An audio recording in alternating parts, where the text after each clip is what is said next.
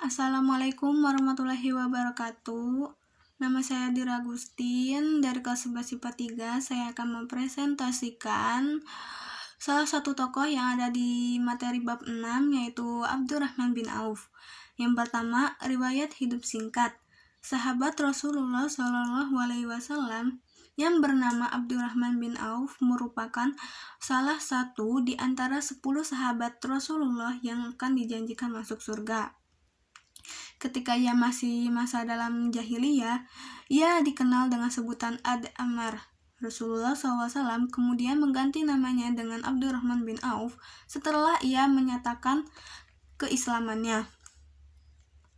Abdurrahman bin Auf masuk Islam sebelum Rasulullah SAW menjadikan rumah Al-Arqam sebagai tempat membina para sahabat yang sudah memeluk agama Islam. Ia menerima petunjuk dari Allah dan mengucapkan kalimat syahadat tepat beberapa saat setelah Abu Bakar As-Siddiq memeluk Islam.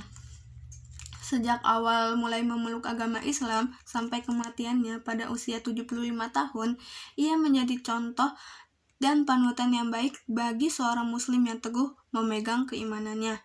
Dengan keteguhan iman yang sulit dimiliki oleh banyak orang, itulah yang menyebabkan Rasulullah SAW memasukkannya dalam 10 sahabat yang telah diberi kabar gembira sebagai penduduk surga.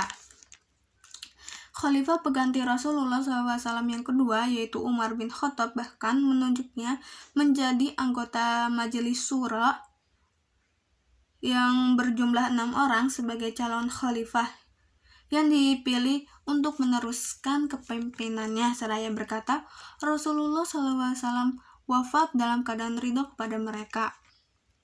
Pada saat Rasulullah SAW menyarankan agar kaum muslimin hijrah ke Habasyah atau Ethiopia, Abdurrahman bin Auf turut serta hijrah untuk kedua kalinya ke Habasyah dan kemudian ke Madinah. Ia tergabung dalam pasukan yang pergi ke perang Badar, Uhud, dan pertempuran lain untuk melindungi tegaknya agama Islam. Ia juga termasuk orang yang paling banyak menginfakkan hartanya di jalan Allah dengan kekayaan yang ia peroleh dari hasil perdagangan. Yang kedua, ada teladan yang bisa kita ambil. Abdurrahman bin Auf memiliki akhlakul karimah yang tinggi. Hal itu terbentuk karena ia dengan ikhlas meninggalkan harta dan kerabat-kerabatnya untuk berhijrah demi mempertahankan keimanannya kepada Allah SWT.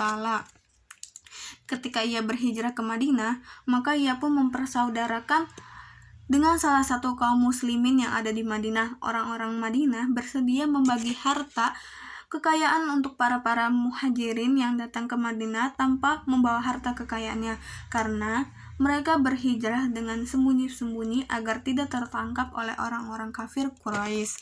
Abdurrahman bin Auf merupakan muslim yang memiliki jiwa wirausaha yang sangat tinggi.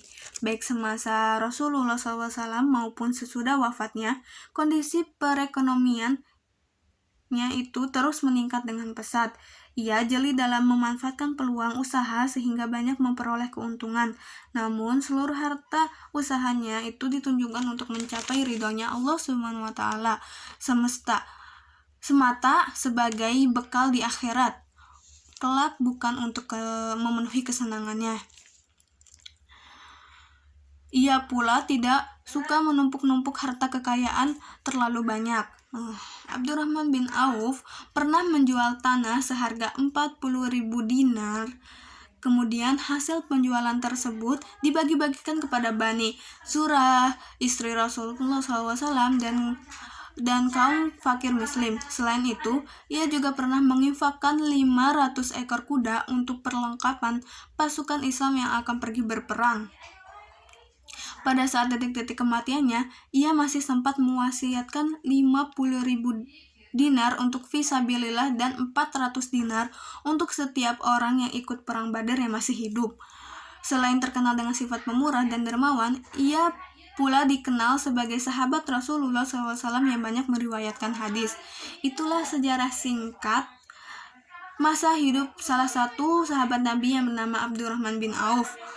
Dari sejarah singkat tersebut, Abdurrahman bin Auf memiliki kepribadian yang patut kita contoh. Di antaranya itu sikap tolong-menolong, cakap dalam berusaha, dermawan, serta zuhud atau tidak mencintai dunia secara berlebihan.